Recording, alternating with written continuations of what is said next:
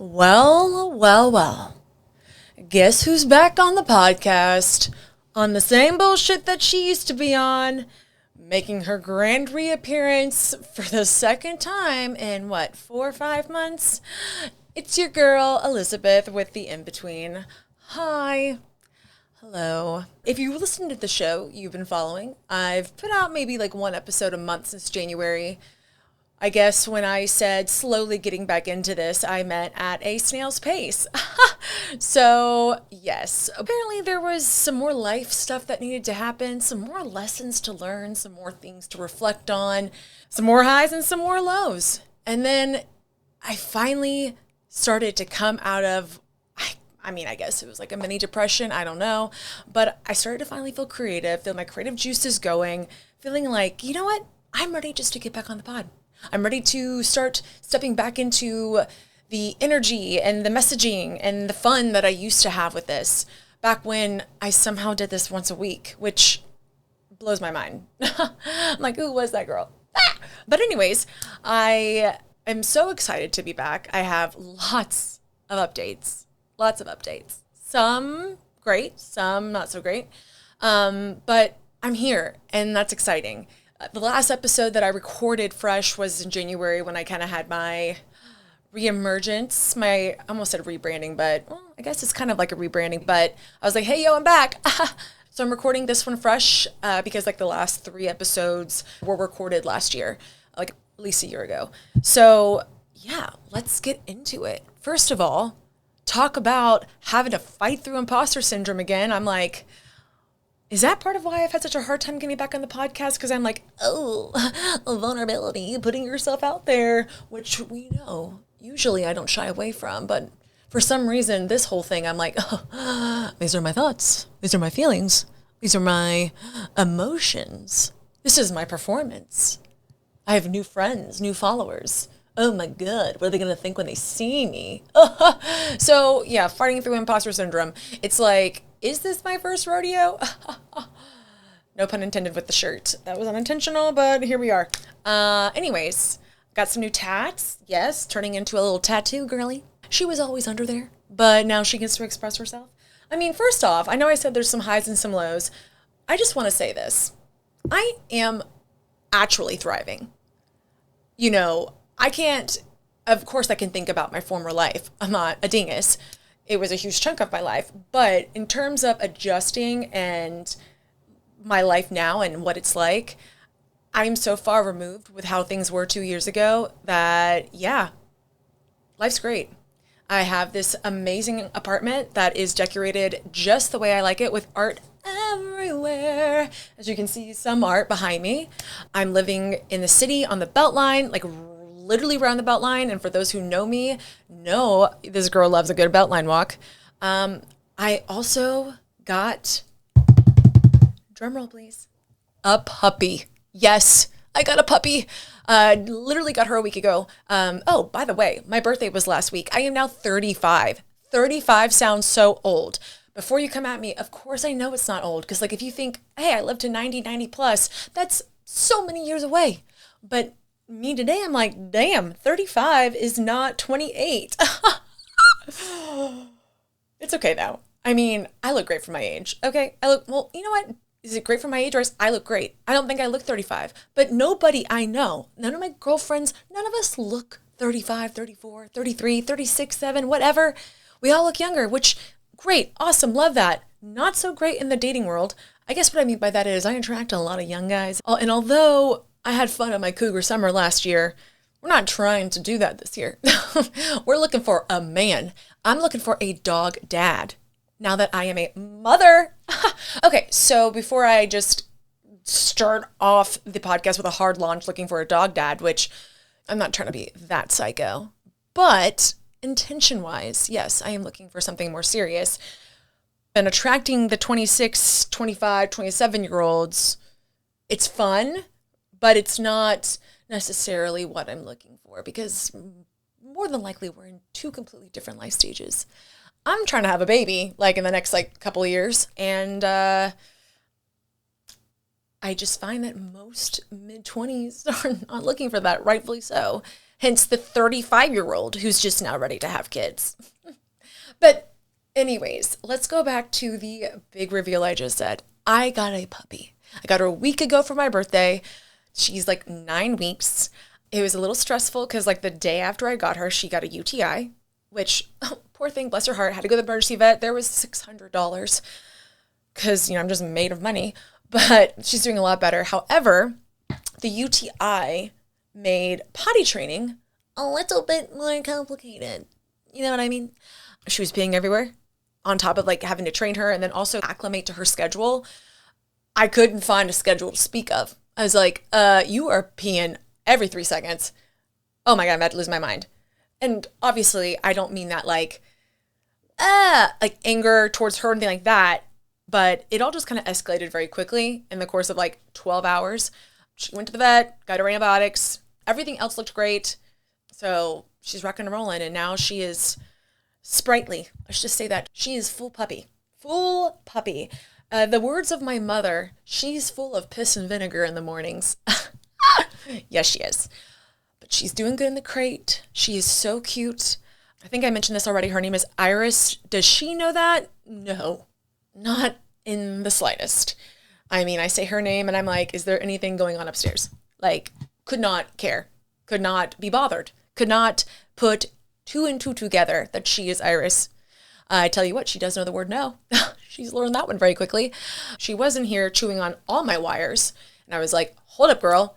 That's expensive. Also, I don't need you electrocuted and I can't afford to buy new equipment. So stop. You know what? I'm going to bring her out at the end of the episode just in case my sweet angel baby doesn't freak out and get hyper, and then I'm dealing with that while trying to record the rest of the episode. As a mother with a young child, I had to think of these things because, well, this episode will not be fun if you just hear constant, no, stop biting me, because that's kind of our usual rhetoric right now. Anywho, so I got the pup. I was really nervous, to be honest. I mean, that's a huge responsibility, and I take being a pet owner very seriously, as anybody should. A lot of people have been like, oh my God, you're always going out and doing this. Like, you're going to change your lifestyle. And it's like, well, first off, obviously I'll make the proper adjustments. But for those who don't know, I used to have an Australian Shepherd, Luna. If you've been with me since the beginning, you know about Luna. And she died a few years ago, but I took her everywhere with me. Iris is going to be the same, if not even more. But I was a little overwhelmed just because I'd be doing this alone. Not that that's ever intimidated me, but the breeder that I'd been talking with the past couple of years has been like, hey, are you ready? Da-da-da. And I'm like, not quite ready yet. Lots of instability in my life, lots of change, moving, this, that, and that. And when she reached out at the beginning of this year, she was like, hey, I'm going to have puppies. They're going to be born in March. They're going to be ready around mid-May. And my first thought was, ooh, that's my birthday. Am I ready for this? I tentatively said yes. Well, puppies are born. She sends me pictures. Hey, are you ready? And I'm like, ooh, now it's a reality. I don't know. I start to get like cold feet. Well, it's not that the breeder basically forced me to get her and take her, but she did unintentionally, mind you, kind of coerced me into committing to Iris. And here's the truth. I was always going to commit to her because when I learned that she was going to be ready mid-May, there was something in me that spoke, this is it. And even though my mind wasn't quite caught up with that yet, my intuition was. So as she starts getting bigger and she's sending me pictures 2 week, 3 week, 4 week, I'm like, oh, this little guinea pig is really starting to turn into a dog, into a puppy. And my heart started to swell. The fear started to dissipate. And I started to get a little bit more excited. Me and my mom went and visited the farm and I got to meet her a couple of weeks before I got her. I brought a shirt that I'd been sleeping in with my scent so she could acclimate to me. So when I took her, maybe it wouldn't be such a jarring change experience for little Iris. And I fell in love. And then for the next 3 weeks, I got more and more excited. And then when I picked her up and I brought her home, after my mom had left, after my aunt had left, I was sitting in my apartment that I got on my own, decorated by myself, on the Beltline. Such a different life than what I had just a few years ago. Grown so much, learned so much about myself, so much about standards, so much about what I deserve, not just in dating and romantic life, but in getting back into my hobbies, because your girl's in your hobby era, but creating again, getting back in the podcast. And now I have this little critter, all on my own. Oh, I'm like getting emotional saying that. I was going to make this point later in the episode, but I've been really sitting with the fact that I am doing this life by myself. And although I'll be honest, sometimes I am lonely. It's more of like a yearning, a longing than like a sadness now. But I feel so empowered to be sitting here, to be living the life that I do, the friendships that I have, constantly meeting new people, the energy I put out, all because of me. Like, I'm doing this. And don't get me wrong, I have bad days. I still have many bad days. Like I said earlier, like I'm still kind of getting out of it. But I'm way more out of it than I was, say, 5 months ago. And I'm eons where I was 6 months ago, 7 months, 8 months ago. Like last August when life crashed the fuck out. It is so, I mean, the word that pops in my head is cool. It's so freaking cool that I'm doing this. And I don't live life with regrets at all. I don't want to say everything happens for a reason, because that feels a little gaslighting for some of the really shitty things that happen to great people. But for me personally, I look at everything potentially as a lesson. What did you gain? What did you learn? What data did you get from this experience? Because that keeps me moving, keeps me grooving, keeps me growing, evolving. Because that's me. We all know that's essentially the main pillar of this podcast: self-love, self-development, self-evolution, self-exploration, the self, right? But on the topic of no regrets, I can't go back and change the past with my relationship and choices I made. And of course, there's so much hindsight 2020 that's part of the reflection. But to see the Liz I am today, I wouldn't change a thing. I had to go through that experience to get to where I am today. And who's to say that if things had been different, I wouldn't eventually have gotten to some version of this, but who knows? That's a different timeline, a different life, a different dimension, Elizabeth. But in this current reality, I wouldn't change a thing. So just want to take a moment, I guess, to acknowledge how cool it is to be sitting here in the space that I've created, in the body that I maintain, the healthy, energetic, full of life version of me that now believes in love and refuses to get jaded, because I got more on that in a second. The one who goes on adventures, who puts herself out there, who is now fighting through imposter syndrome yet again for this podcast, who has gone through so much change in the past 2+ years, still gets through whatever the heck the universe throws at her. I don't know why we just pivoted to third person, but welcome to my head, welcome to my mind. But no matter what is thrown in my way, I just get through. That doesn't mean I don't cry, that doesn't mean I don't scream, that doesn't mean I'm not like, what the fuck is going on again? Yet again, another lesson. Thanks so much. I'm here all life. I get through it because I got no choice but to. And I'm learning, especially as I navigate this whole romantic side of things in my life, all the things that happen that don't make sense in the real time, clarity comes afterward. And I'm saying all these different pieces because the truth is you're going right where you need to be, even if it doesn't make sense. Even the unknown, the uncertainty, the ambiguity, it's a little unnerving. And as somebody who used to be fine and comfortable and excited for that, and then kind of pivoted when all my life was up in flames and chaotic as hell, and I'm like, maybe I do want some sense of control, especially navigating romantic partnership and connection and learning discernment. I got a little lost in translation with it, but I'm back. I trust myself. I trust my intuition. I trust the universe, even though sometimes I'm like, can I speak to your manager? I don't understand why we're doing this again, why there's another lesson. Cool, great, love this for me. But it always makes sense in the end, whatever the experience was. And they always say it, and I don't know who they is, maybe the internet is what I'm referring to, but whatever is removed from your life, cleared away, is making room, making space for something better. And up until like literally the past like 2 days, not that I didn't believe that, but I wasn't like 100% invested in that. And let me tell you, it's true. Not that I have the actual answers to that right this moment. In some areas of my life I do, some I don't, but I trust and know that after all the experiences that I've had, even if they're friggin' lessons, it keeps getting better.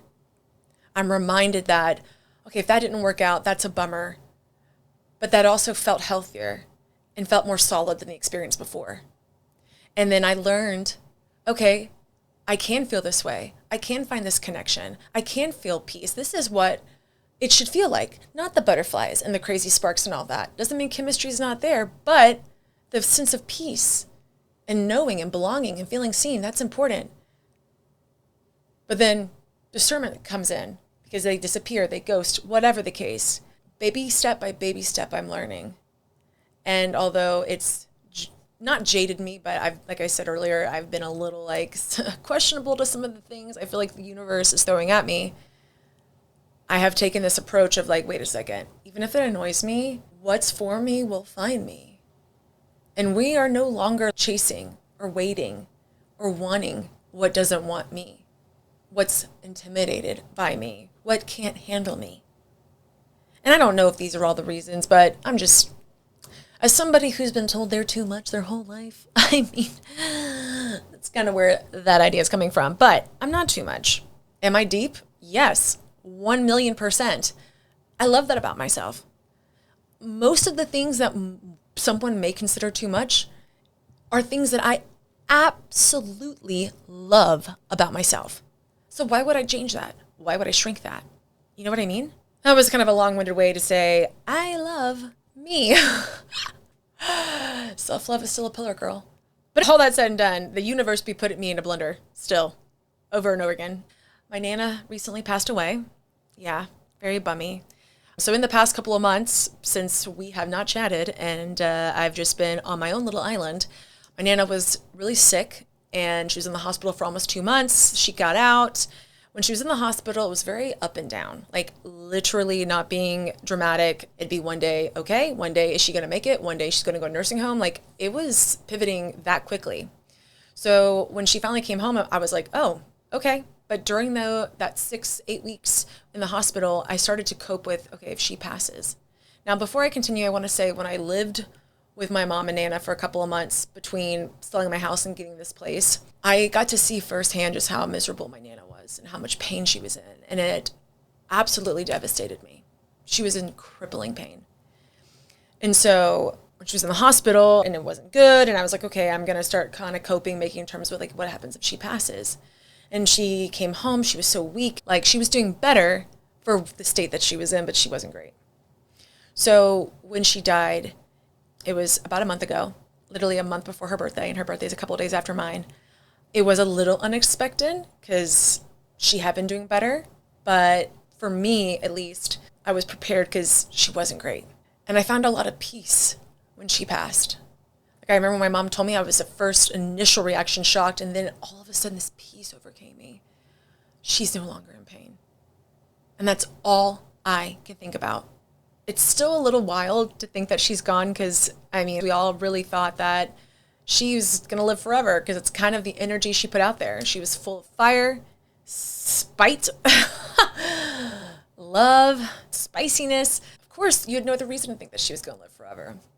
But that's not how life works, at least on this plane. But she's no longer in pain, so that's great. So anyways, I wanted to talk about a few things going on in my life, aka I'm in my hobby era.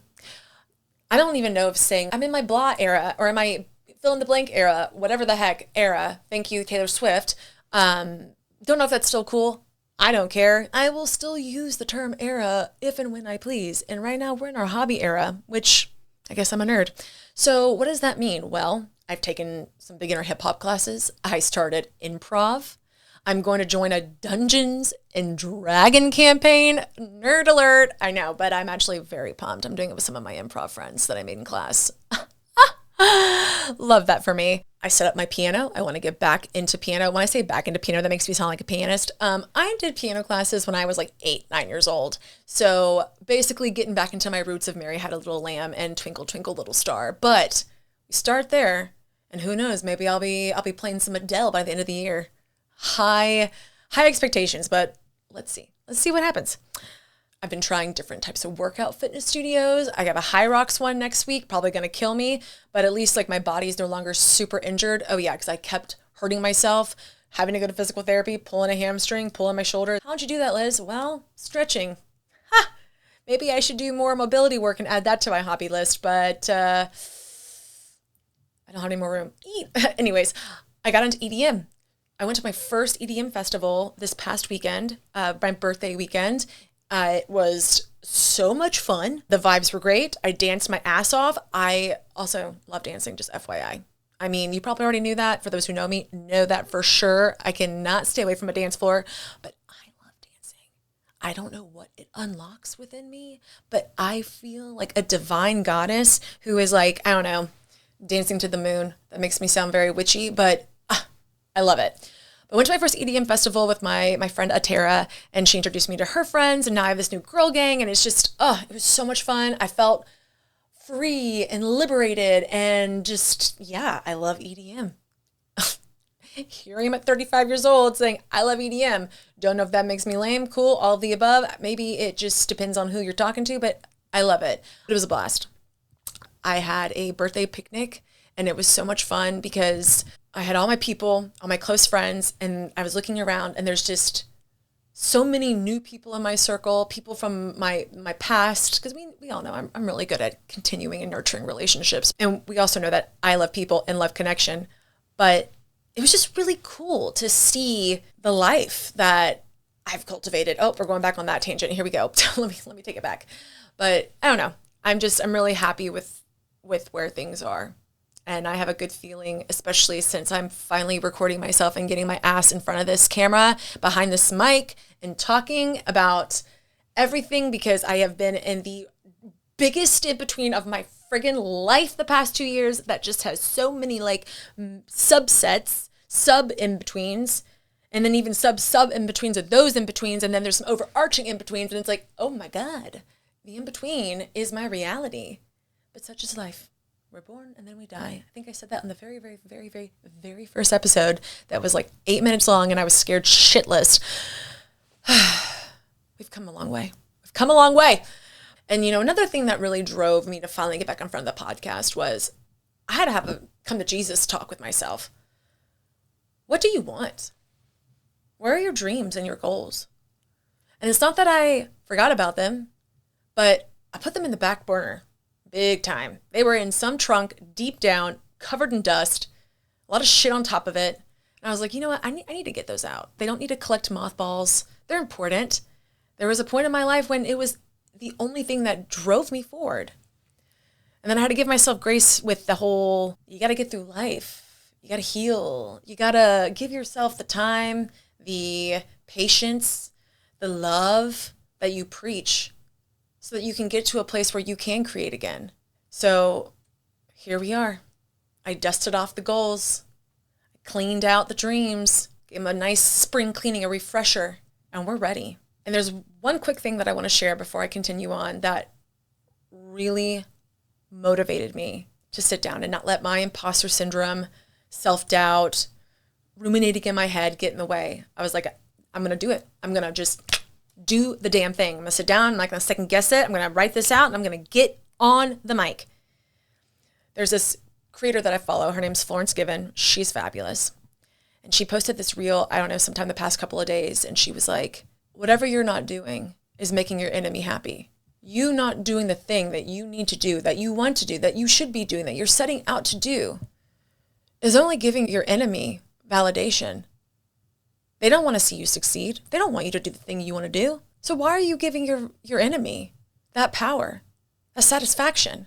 And of course, like, the term enemy is pretty dramatic. But I mean, if we wanted to get introspective with it, you could say the enemy is, a version of yourself, the insecure ego, right? And I don't know why that really spoke to me. And I was like, yeah, I don't want my enemy, which I don't have enemies.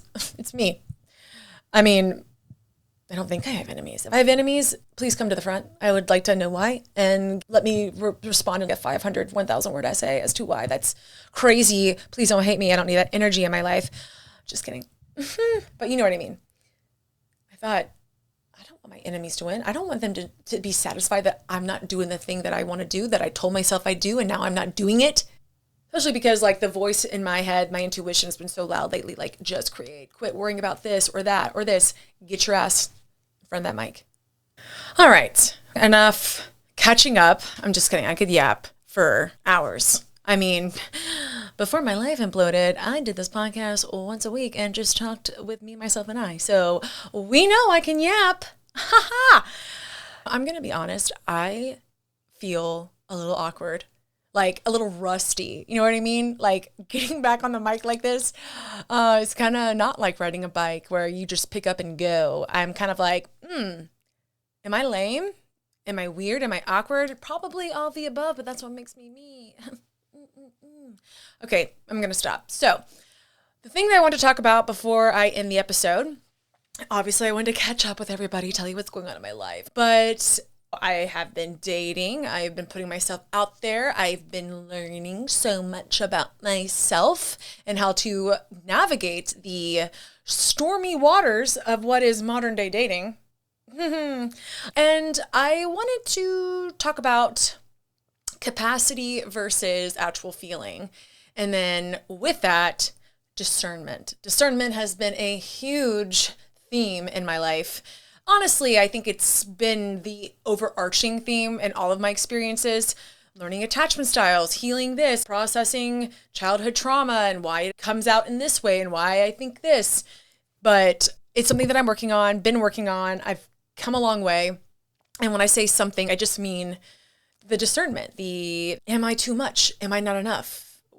Feeling chosen, those kind of things. Like, I'm not the only person who deals with this. I know a lot of people do. So all that to say, discernment, capacity versus actual feelings. So you know the phrase, actions speak louder than words. But when you are also healing from past childhood traumas, past relationship trauma, things like that, talking the talk can be very appealing versus actually seeing the walk walked. You know what I mean? You know what I mean? So I've had many experiences where the guy is kind of full of shit. Even my intuition's like, girl, red flag alert. This is a fuck boy.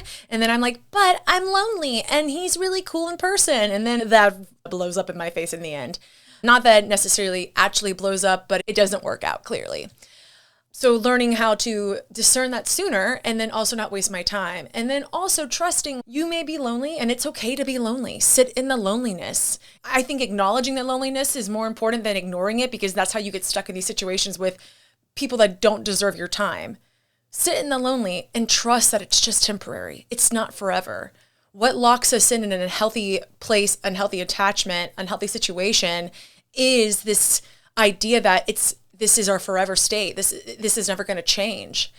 And on the flip side of that, when you do have a connection that, okay, the spidey senses aren't going off. Okay, I'm not getting red flags. What? This is a calm, peaceful nervous system reaction.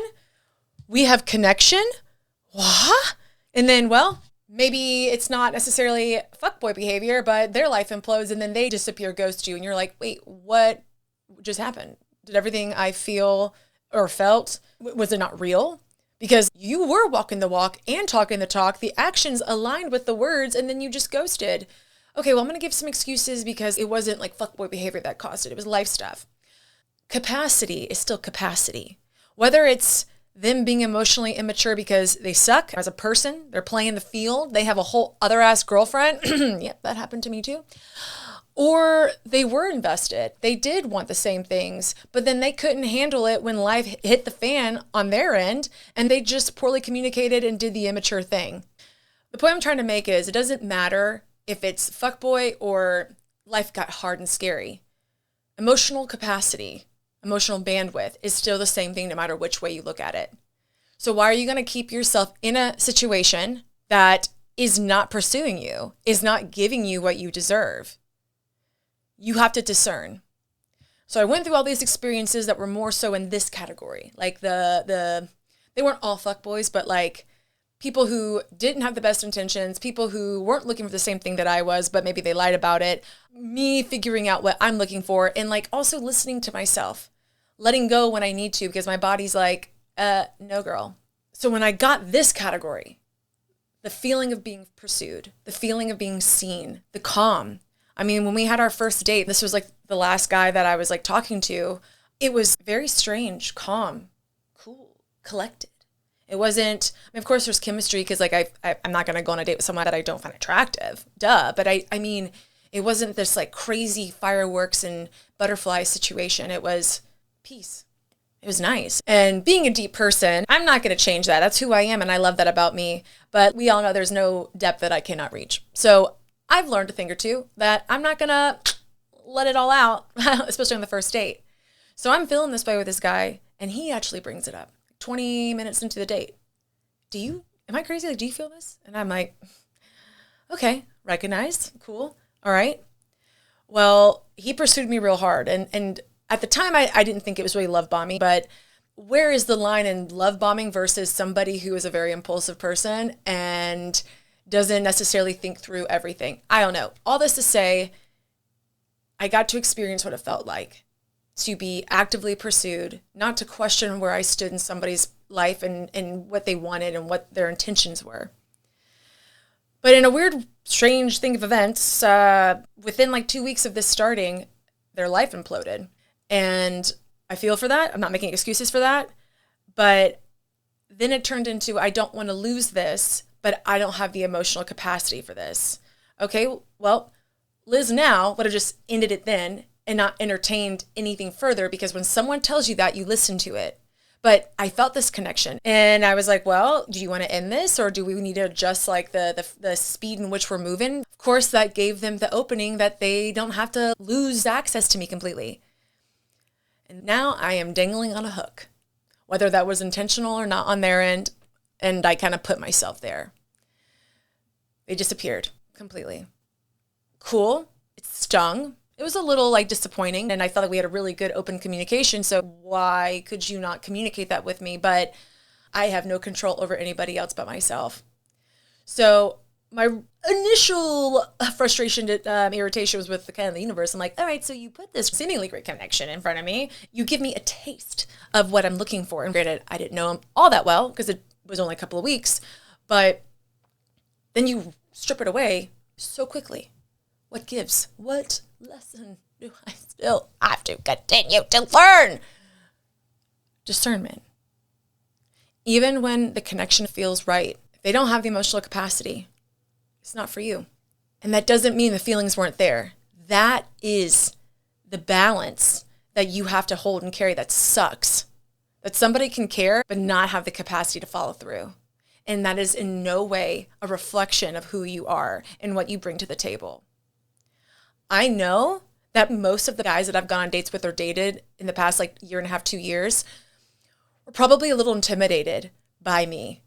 Not because I'm mean or intense, but I'm not afraid to be deep. I can be vulnerable. And if you're not comfortable with yourself, that is going to turn you off and you're going to run away. This isn't me inflating my ego or I'm not the problem. It's not about a problem. You're not too much. I am not too much. And as somebody who heard that all the time growing up from my grandmother and people, friends, teachers, maybe I'm being dramatic now, but I heard it a lot. And it was just because I was inquisitive. I was curious.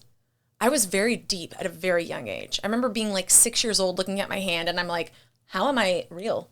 Where do I come from? I was always a little existentialist. I digress.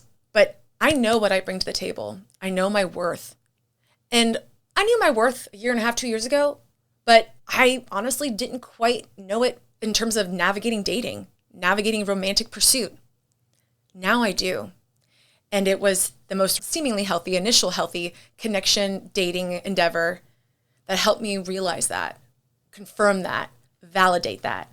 Between him and the last guy I dated, I took some months off. One, with my Nana's health, plus the last guy, it was quite a doozy. He's the one that had the girl.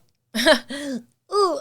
And that's a whole other conversation for a different episode, talking about ignoring the red flags, ignoring your spidey senses. Again, comes from a place of loneliness. I'm not making an excuse for myself, but I just mean we all get put in situations that make us cringe after the fact. That's part of life. That's how you learn. The real test or important piece of that is how do you move after a situation like that occurs? Discernment. Because emotional capacity is not the same as feeling. So next time, assuming it's a healthy connection, I mean, of course it will, because we're not going to waste our time with anything else. But if something like this was to happen, I'm not going to give them the out. I'm not going to give them, well, this is a great connection. You don't want to lose it either. Next time I'll say, all right, good riddance. Essentially like, okay, well, if you can't handle a relationship when life is hard, then how could we handle when life hits us hard as a couple? Or gosh, we have kids and the kid breaks a leg or something like that, and things are stressful, money's tight, I don't know. When life hits the fan and you can't handle it, that's not a good thing. It's not a good sign, right?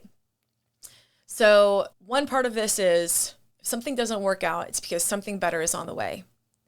And I can look back on all the people that I've dated or talked to, all the different lessons in which I've learned from them. And it does keep getting better. Sometimes the lessons are a little bit harder and a little bit like, oh, but it does keep getting better.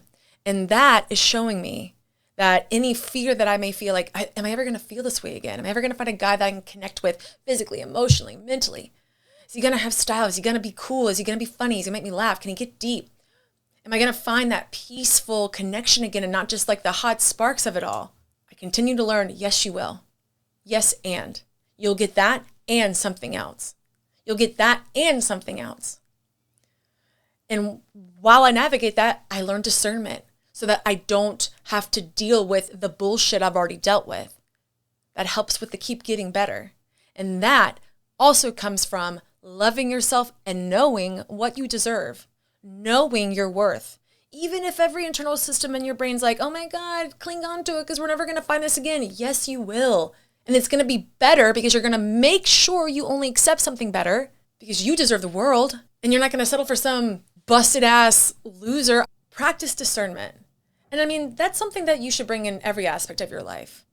The people you bring yourself around, your friends, your inner circle. Sometimes it's family members, which I know that's its own complicated mess.